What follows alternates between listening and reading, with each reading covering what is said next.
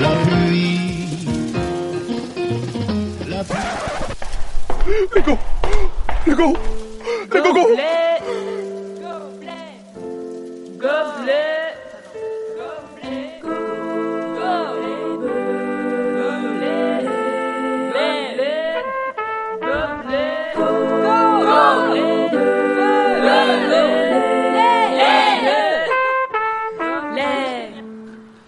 La meuf qui s'énerve. On est là, quoi.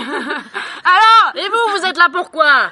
On est là pour se Je divertir. sais pas, j'ai l'impression qu'on vous entend mieux, vous. Je vais me rapprocher. Bah Ouais. écoute, de toute façon, on n'a pas besoin de toi, non? Non, c'est ça. Non, mais vraiment. Moi, on Non, m'entend mais- déjà trop dans ce podcast. Moi, je bloquais ça dans le podcast.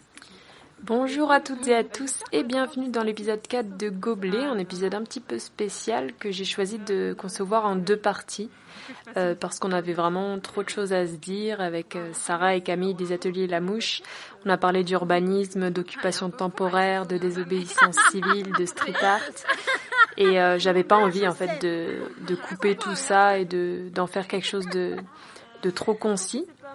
Donc voilà, première partie de l'épisode 4, plutôt centrée sur une définition de l'urbanisme. Qu'est-ce que c'est que les ateliers La Mouche et un petit peu de patrimoine industriel. Et deuxième partie, plus centrée sur le féminisme dans la ville et les imaginaires de la ville. Je vous souhaite à toutes et à tous une très bonne écoute. Et sachez qu'un petit dictionnaire de tous les termes un peu complexes qu'on utilise dans ce podcast est disponible dans la description.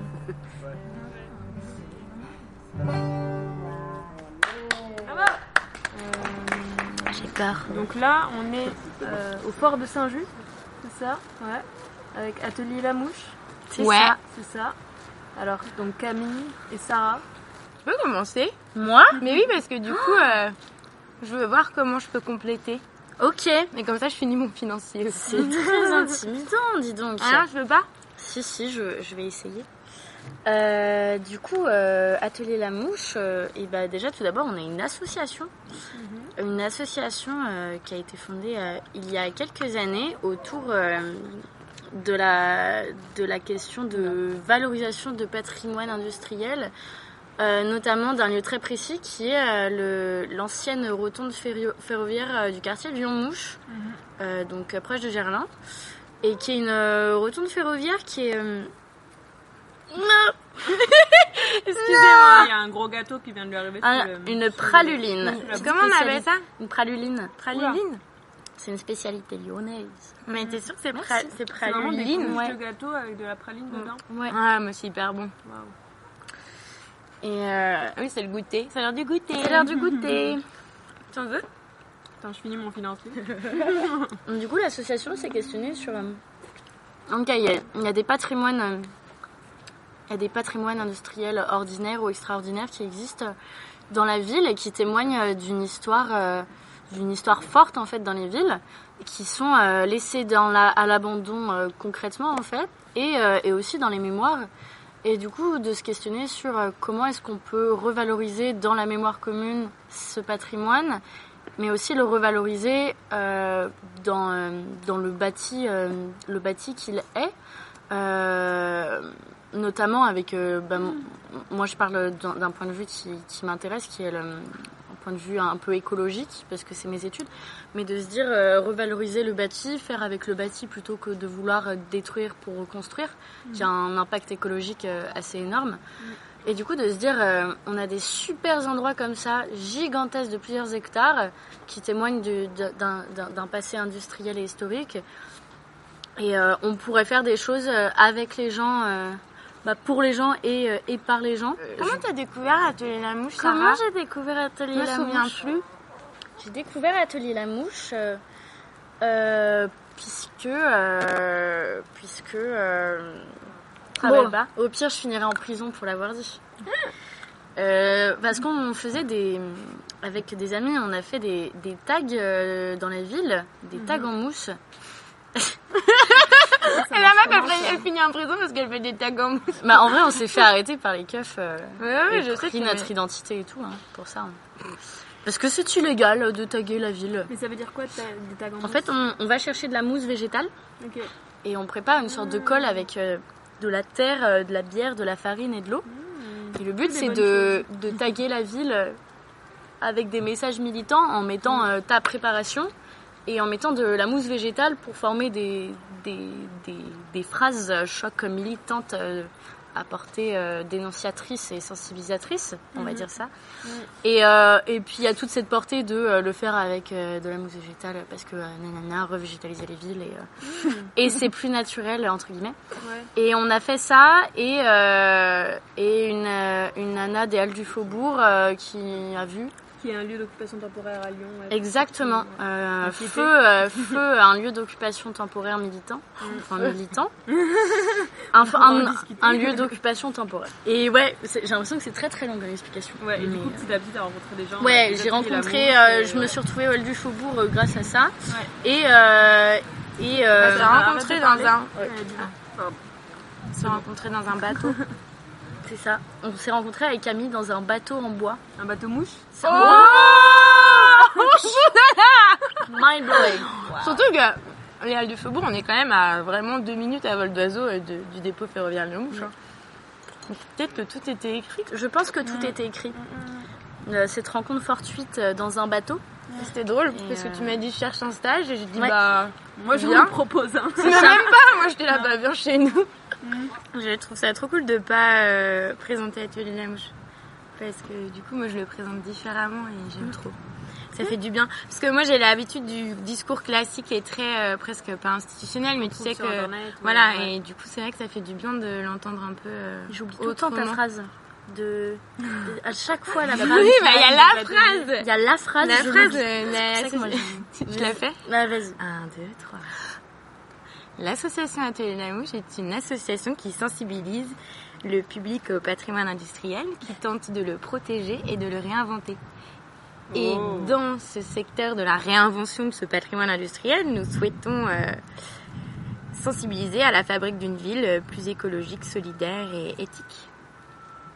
C'est parfait. Et alors donc c'est parfait. Et du coup vous faites quoi concrètement? Alors pas grand chose. Si on fait plein de choses.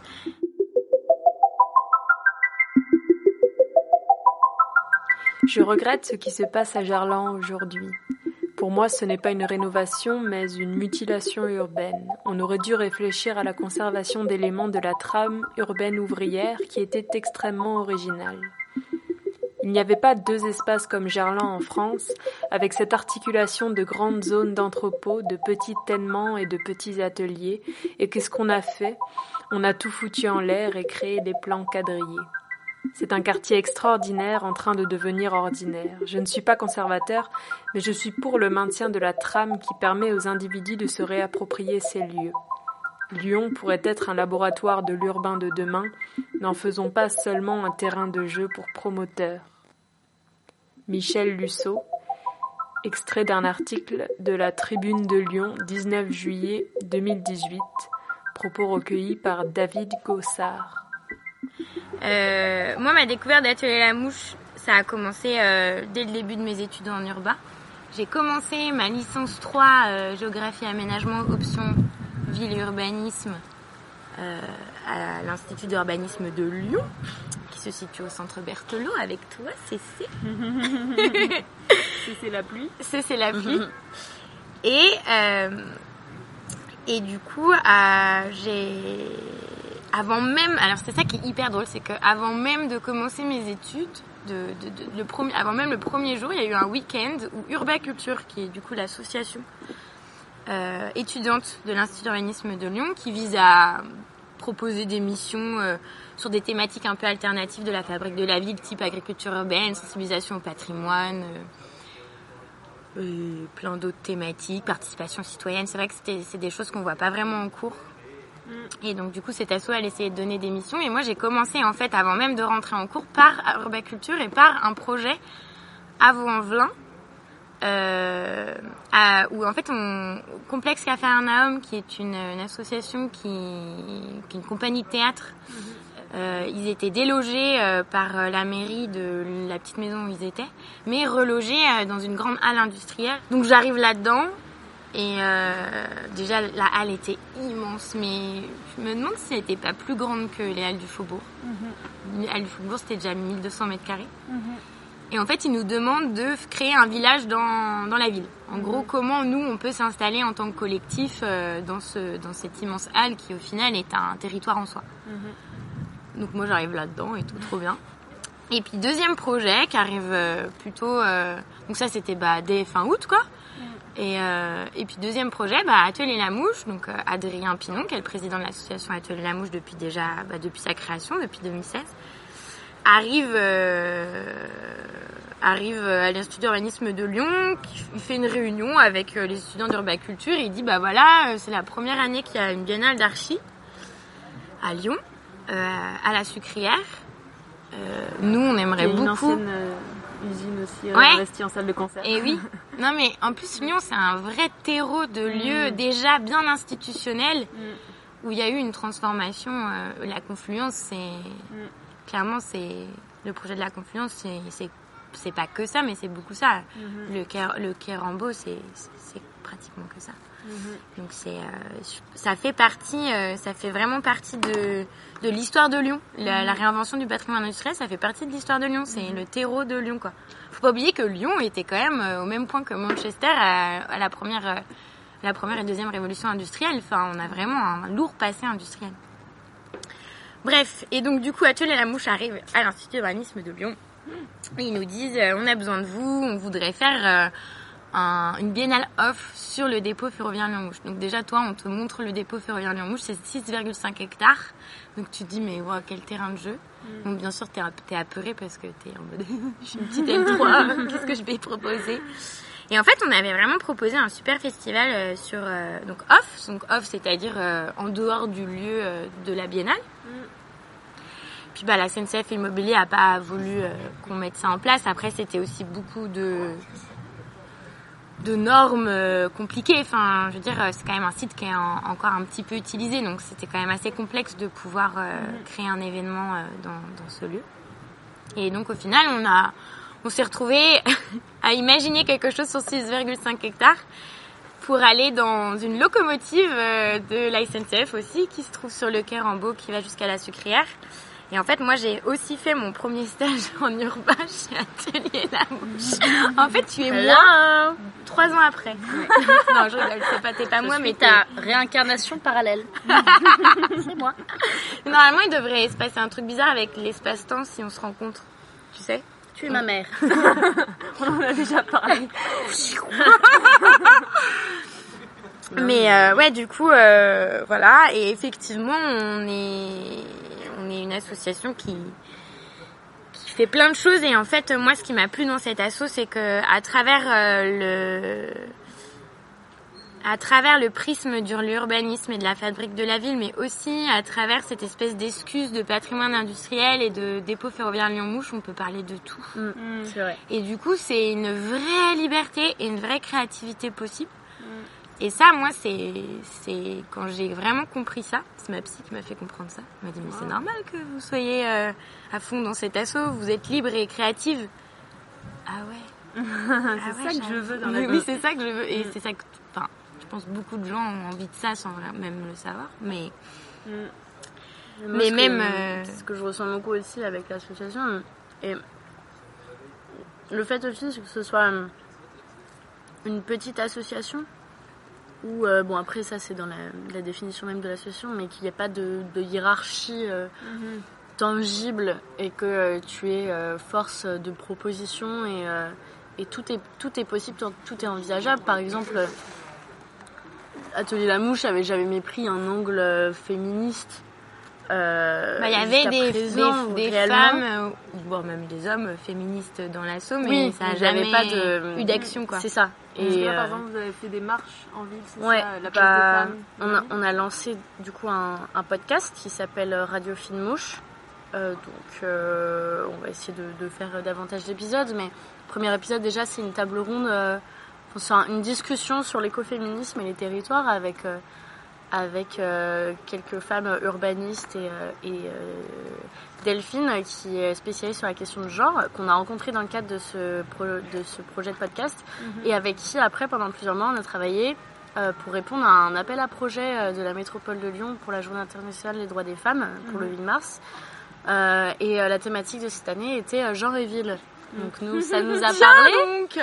Et du coup, avec Delphine et Camille, on a travaillé pendant quelques semaines, quelques mois sur l'élaboration de balades urbaines féministes dans le cadre de cette journée. En fait, ces balades, c'est aborder des notions d'urbanisme et de patrimoine.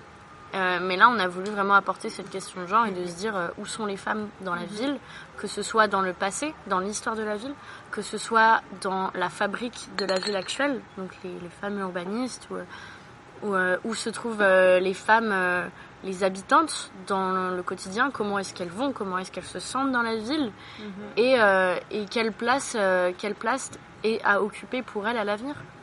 Et c'est ce questionnement, et c'est ce que disait du coup Camille, avec cette association, on a l'impression, que c'est le cas, de pouvoir au final aborder ce qu'on veut. Il y a une très grande liberté.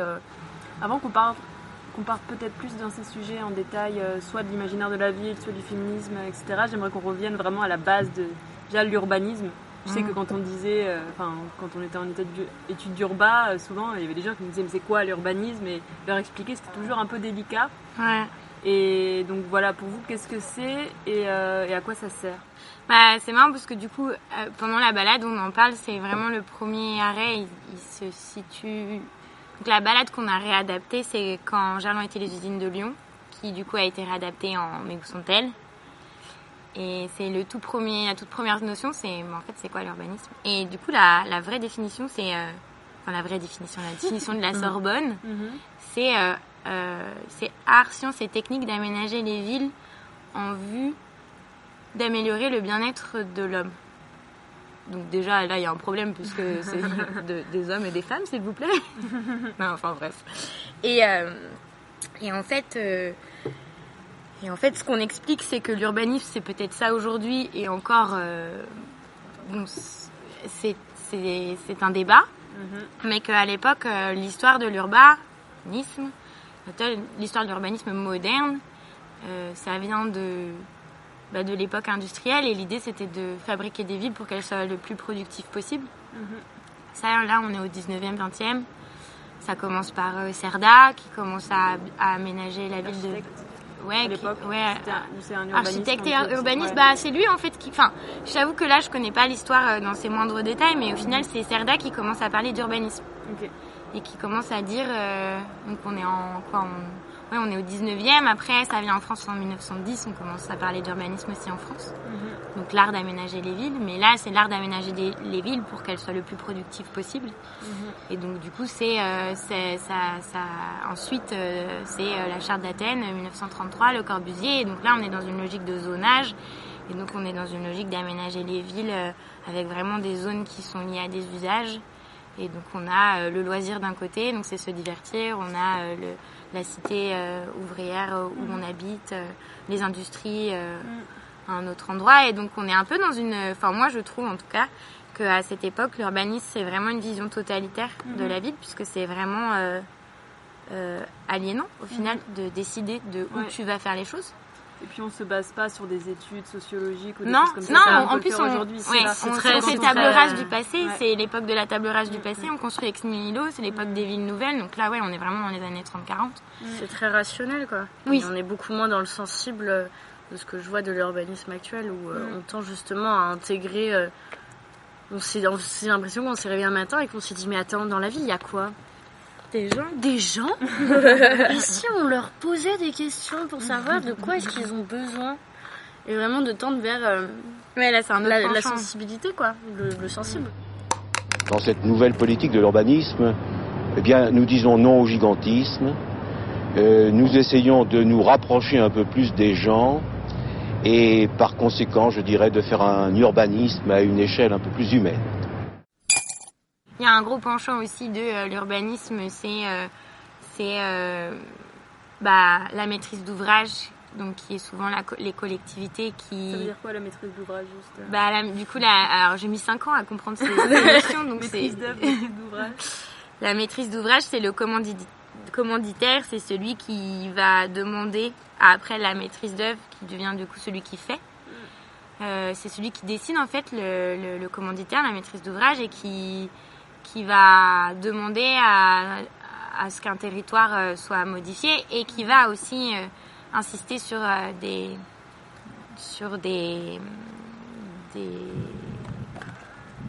j'ai plus le mot. Objectif. Oui, Ouais. c'est ça. Imaginons par exemple un petit village qui veut redynamiser son centre-ville. Par exemple. Ça peut, la mairie d'un petit village, ça peut être une maîtrise C'est d'ouvrage. c'est la Qui maîtrise va faire d'ouvrage. appel à une agence d'urbanisme qui pourrait être... Ouais, et plus localement, du coup, si on veut parler de Lyon, par exemple, la SPL Lyon Confluence, qui est l'aménageur du quartier de la Confluence, toute la pointe au sud de Lyon, et la maîtrise d'ouvrage, qui, du coup, décide d'opérations d'aménagement et ensuite fait appel à une maîtrise d'œuvre pour construire et dessiner. Donc la maîtrise d'œuvre, ça va être les architectes, ça va être aussi les promoteurs, ça va être aussi... Et l'urbanisme, ça peut être dans les deux parties. C'est ça qui est intéressant aussi. Oui. C'est comme s'il y avait un peu deux côtés de l'urbanisme. Il y a un peu ceux qui réfléchissent à la ville et ceux qui sont plus dans l'opérationnel. Il y a ceux qui décident et puis ceux qui réfléchissent. Ce qu'il faut pas oublier aussi, c'est que la ville, c'est un énorme sujet de recherche. Il y a de plus en plus, c'est-à-dire qu'entre tous les laboratoires de recherche qui ont comme sujet la ville, maintenant on les compte plus, quoi. C'est impressionnant. Je pense qu'il est important de souligner, et j'en profite parce que tu l'as abordé en illustrant maîtrise d'œuvre et d'ouvrage, que l'urbanisme, c'est pas que la ville. Quand tu prenais l'exemple d'un petit village. Ouais. Et ça, c'est ce qu'on a vu aussi dans les balades. Merci Céline. Qu'on a faites. Dans les balades qu'on a faites. Et même moi, qui n'a pas d'énormes notions d'urbanisme, mais qui commence à en avoir maintenant, j'avais encore cette vision de l'urbanisme qui appartient à l'urbain. Métropole. Et en fait, les enjeux sont les mêmes entre le rural et l'urbain. Les enjeux globaux, après la pratique est différente et elle se doit d'être adaptée. Mais je trouve ça important de le souligner parce que dans l'imaginaire commun, on voit l'urbanisme dans les grosses métropoles. C'est pour ça qu'on parle beaucoup plus de territoire après. Ouais. On parle aussi d'aménagement du territoire et du coup, quand on parle de territoire, on parle de l'échelle la plus fine qui peut être, pour moi, ça peut être carrément ta chambre. Et ça va jusqu'à, je vais peut-être pas dire l'univers, mais oui, même ta tête. Ton imaginaire carrément. Et tu peux faire une cartographie de ce qu'il y a dans ta tête. Et puis ça va jusqu'à, on va s'arrêter à la France parce que on va peut-être pas non plus commencer à. Mais voilà, il y a plein d'échelles de territoire. Et c'est vrai que pendant la balade, mais je me souviens, c'était ma mère qui avait posé cette question. C'était trop drôle. Oui, parce que forcément, les mamans viennent à nos actions. Et c'était ma mère qui avait dit, alors du coup, l'urbanisme, c'est que la ville. Merci, Babs. Et oui, effectivement, non, l'urbanisme, ce n'est pas que la ville. Et au contraire, je pense qu'en sociologie urbaine, on a trop opposé ville-campagne. C'est historique, hein. On a commencé à réfléchir la ville en opposition à la campagne, avec le fait qu'en ville, tu as une certaine individuation et qu'en campagne, tu vis en communauté, donc tout se sait. Alors que du coup, en ville, tu peux être anonyme. Et enfin voilà, c'est comme ça que ça a commencé en socio-urbaine. Et je pense qu'aujourd'hui, avec les enjeux qu'on a, et entre autres, comme tu disais, c'est des enjeux globaux à l'échelle planétaire, clairement, il n'y a plus cette opposition à faire. Au contraire, il y a une coopération à faire. Et je pense que on va, en tout cas, les urbanistes aujourd'hui qui sont formés ont déjà plus cette nouvelle histoire-là dans la tête. C'est que vraiment, il y a une histoire de se prendre la main, chaque territoire se prend la main pour avancer ensemble plutôt que d'être en compétition. Parce que d'ailleurs, ça aussi, ça fait partie de l'histoire d'urbanisme d'il y a 10-15 ans, d'être la compétitivité. La compétitivité des territoires. Les territoires sont en compétition. On est en plein dedans, clairement. C'est la métropolisation. Merci Colomb. Voilà ce que c'est l'urbanisme. Et moi, j'aime bien dire un truc aussi, c'est qu'un urbanisme ne sait pas construire un bâtiment. Un urbaniste? Oui. Faut pas l'oublier. Un urbaniste, c'est pas un ingénieur et c'est pas un architecte. Et un urbaniste, il est incapable, parce que s'il a que fait des études d'urbain, il est incapable de construire un bâtiment et il est incapable de construire une route. Parce que même un architecte, je pense, est incapable de le construire lui-même, le bâtiment. Oui, non, mais bien sûr, de ses mains. Quoique, ici, au Fort Saint-Just, on a on a l'asso Loxa Socia, c'est des bricolos chef et ils sont tous plus ou moins architectes et charpentiers, architectes et menuisiers, tu vois. Donc c'est possible aussi. Ouais. Oui, c'est possible. Il faut avoir un peu les deux, C'est bien, mais je pense que de toute façon, ça c'est un grand... C'est une grande question. C'est bien de faire marcher son intellect, mais c'est bien aussi de faire marcher ses doigts. Et je pense que quand tu arrives à faire marcher les deux, c'est juste le Graal en fait. Et je pense que c'est aussi, pour moi, un souci qu'ont les architectes ou les urbanistes d'avoir ce côté très lointain, de faire des plans improbables, de faire des choses qui soit sont très difficiles à construire ou pas du tout pratiques pour vraiment la personne qui va construire, soit sont pas du tout agréables à habiter et qui veulent faire des choses très esthétiques, éloignées de la réalité. C'est ça, et qui se rendent pas compte qu'il y a des gens qui vont vivre dans ces bâtiments, je sais pas, des bâtiments tout en verre, en fait t'as 10 fois trop chaud l'été, tu consommes beaucoup trop, enfin bref. Les stars architectes. C'est intéressant de penser à ça, et quand vous parliez du fait de pas oublier que c'est des humains qui habitent la ville, bah voilà cette notion-là de se rappeler que on crée pas des choses déjà qui sont posées comme ça dans un territoire neutre, enfin, on s'inscrit toujours déjà dans un territoire avec sa géographie, etc. Ouais, le ex nihilo, il n'existe plus, quoi. C'est ça, mais c'est vrai qu'avant on avait un peu cette impression, que on pouvait modeler la terre ou le lieu comme on voulait, la nature comme on voulait, et je pense que maintenant, c'est un peu en train de s'inverser, ça.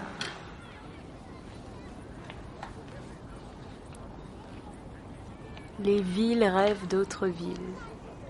Cette évidence m'est apparue à Saint-Pétersbourg l'été dernier. C'était Venise qui avait rêvé d'un autre lieu, tout aussi moderne, même ville de canaux, de ponts et d'arcades, d'entrelacs, de ruelles dans un golfe. Saint-Pétersbourg est certes le produit de la grandiloquence, de la monarchie, à une époque où il était possible d'y croire, et l'on sait que la beauté de ses porphyres rouges a coûté des milliers de morts parmi les ouvriers. Un vrai massacre. Franco Lasecla contre l'architecture.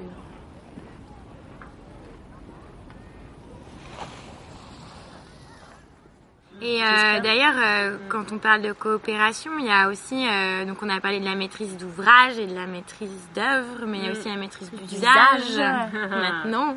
Alors. Et du coup, c'est quand même aussi l'idée de coopérer avec les habitants et habitantes et les usagers et usagères. Du coup, à l'intérieur de ce trio, donc on a maîtrise d'ouvrage, maîtrise d'œuvre et maîtrise d'usage.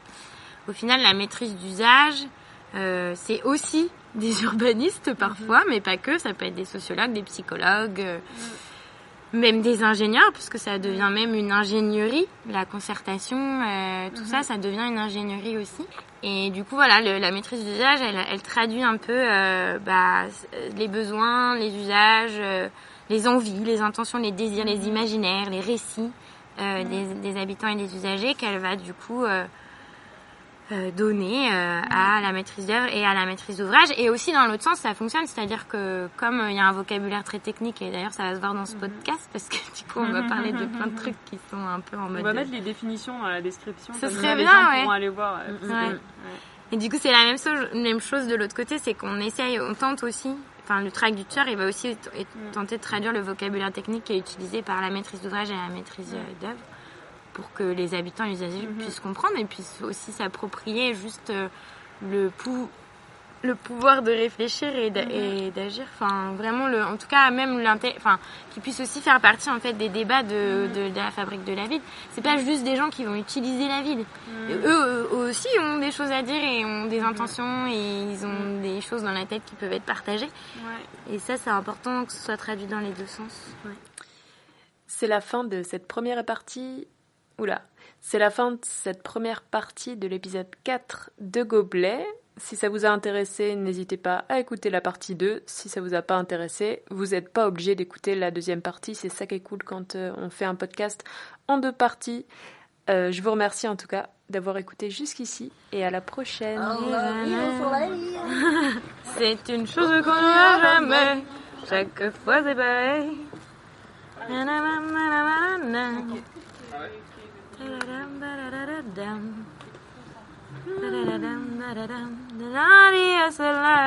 Mais là, c'est quoi, mardi? Mardi au soleil. C'est pas moi qu'il faut demander. Gobelet, gobelet, gobelet.